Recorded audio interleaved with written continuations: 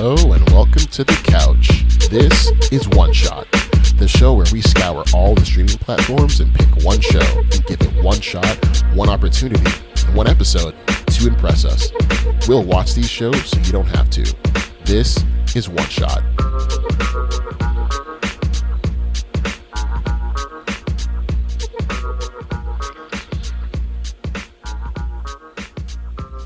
Hello. Welcome back to The Couch. This week, as you heard it, we are doing Blindspotting. This is episode 1 of our first of many episodes of One Shot. I'm Kosi. And I'm Chris. And we're going to be diving right into Blindspotting. So let's get right into it, huh? Yeah, okay, so this is Blindspotting. This is a show on Stars that probably not too many of you have heard about. Maybe you have, maybe you haven't. But that's the point of One Shot, right? We gave the show one shot to impress us with their first episode. So this show is created by Rafael Casal and David Diggs? David Diggs, thank you. Yeah. And so let's just hop straight into the plot here. 6 months after the events of the film of the same name. Oh, so there's a film about Blindspotting. Yeah, so Blindspotting was a popular film that David Diggs and Rafael Casal have been working on for years. Finally got it made, and then they were approached to develop a series out of it. So the series takes place after the events of the film. Yeah. So, and just to be clear, this is one shot though. We're approaching this as someone who has not seen the film, because I haven't, and we're just trying to see if the show can stand on its own merits. Yeah. So, okay, yes, this takes place 6 months after the film, and it follows Miles, who I guess was the main character. He's Rafael Casal. Right. Okay. So this character has recently been taken to jail, and his partner Ashley of 12 years. And the mother of his child is she leaves to stay with his mother and his half sister, and so this is kind of following her life and the fallout of him getting arrested and her having to move into her stepmom? Yeah, right. Her stepmother's house. And right. There's just her mother-in-law, not stepmom. Sorry, right, mother-in-law. Yeah. Okay, yeah. So I think you got the cast list for us. Yeah, so Blindspotting, the series, stars Jasmine Cephas-Jones, who played Ashley in the Blindspotting series, along with Jalen Barone, who plays Trisha's sister, Candace Nicole Littman as Janelle, Benjamin Earl Turner as Earl, and Atticus Woodard as young Sean. And recurring players are Helen Hunt as Ma Rainey, who actually plays her mother-in-law, Rafael Casal as Miles, and John Shukari as Rob. Okay, very cool. And so, yeah, let's hop straight into it. So, checked out episode 1. I think right off the bat, the strength of the show is in the characters and their banter. Yes. Because there is some really solid humor in there and their exchanges. And I feel like if you are into character-driven shows, this might be one for you. If you need a bit more plot to keep you going, well, that might be a bit of a weakness for this show.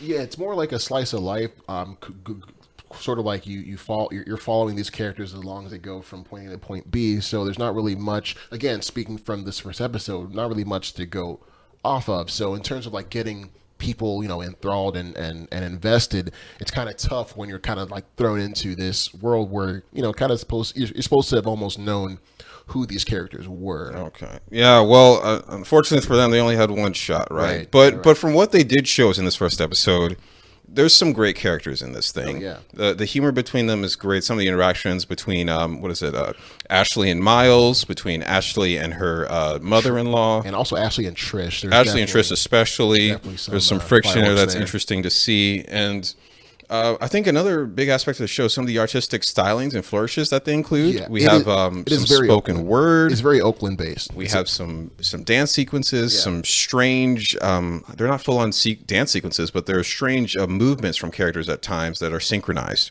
right? And so, for me, for someone who's just approaching this fresh, from scratch, some of these were hit and miss, right? Because I felt like some of the spoken word, I think that worked really well in the context to show what the main character actually is going through. Some of those worked.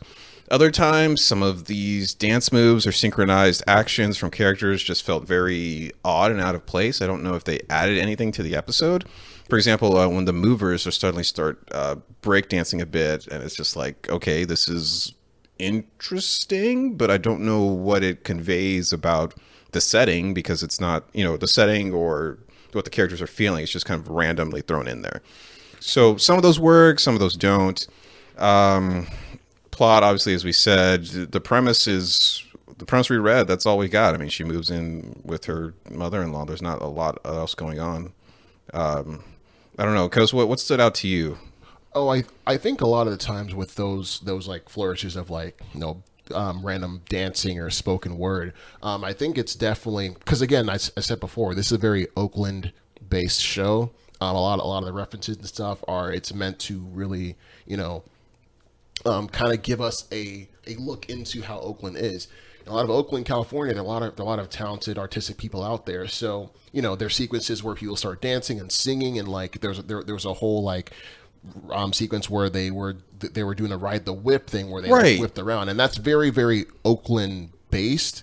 So again, it's like, it's this show is like, in this first episode, it's like, hey, either you're in or you're out in terms of what the show is trying to convey. Right. I think a lot of the times when they do like, when they have like the movers dance and pop lock and stuff, or where they have Ashley do like a spoken word, I don't think its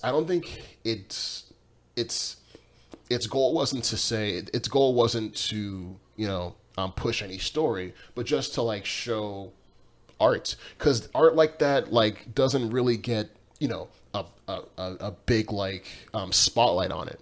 So I think this show did was it gave like some of these quirky stuff some chance to like be itself, some chance to breathe, some chance just to like, it's all expression. That's all the stuff is. It's all, and to me, that's what I got from it. It's all just expression. No, and that's totally fair. I think the thing is, like, you talked about when one character was making donuts in the street and everyone was kind of hyping them up. Mm-hmm. See, when it's organic like that and just feels like, oh, this is just a part of Oakland, that's cool. But when you have movers that are suddenly breakdancing and it's not like they're having fun and they're like, oh, we're just playing some music in the background while we unload. It's just, no, we're going to start breakdancing for the sake of breakdancing. Yeah. That's a bit odd and out of place. I think that's like where if they made it organic, that would be fine. And I think that's where I say whether it's either you're in or you're out in this. It's like, it's not meant to be like, it's really just meant to, hey, look at these people expressing themselves through their bodies. Whether or not it has anything to do with the plot is honestly it's debatable. Whether it has anything to do with it or not. To me, I just saw it as, oh, it's a really cool sequence and just seeing people move and express. So I think you have to like, it's tough to even come in on one episode because it's very unique and you can tell that this has a very singular voice. Not a lot of cooks in this kitchen who made this pilot episode. It's like very vision. You see the vision of Casal and Daveed Diggs come through, and again, it's like maybe it'll work for some, maybe it might work for others. But what do you think in terms of like giving it one shot to see if it's worth your while? Right. So let's bring it all home. Let's add this all up. So if you like character driven, if you like some fun banter between characters, if you're okay with less plot, not a lot of narrative push, this could work for you. For me personally, I gave it one shot. I felt like it did not work for me. Did not work for you? Coase, what do you say? What's your roundup? What do you feel? I definitely would give this show another shot. Okay. So I say, as of right now, in the one shot tally, it's this show's batting 50% with you giving it one, me giving it another shot. Okay. And I definitely confirm all the stuff you're saying. It's definitely, if you're into character driven stuff, if you're definitely into if you're into characters interacting, if you're into just really great cinematography and just shot selection and just great banter, this is the right show for you. But again, there are times when you would feel lost, and I even watching it again with you, I'd even say watching Blindspotting the movie would, in a way, it's not what's the word? It's not recommend. It's not like required viewing, but watching Blindspotting the movie will definitely give you a sense of why the movers will dance and why stuff that'll seem random occurs.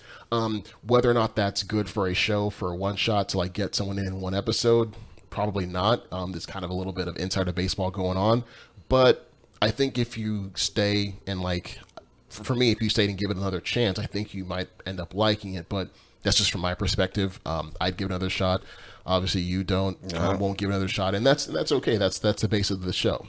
Just us giving our opinion on this. We're watching these shows, so y'all don't have to, and so that's our closing opinions on Blindspotting, the TV series. There you go, ladies and gentlemen. Tune in to us next week.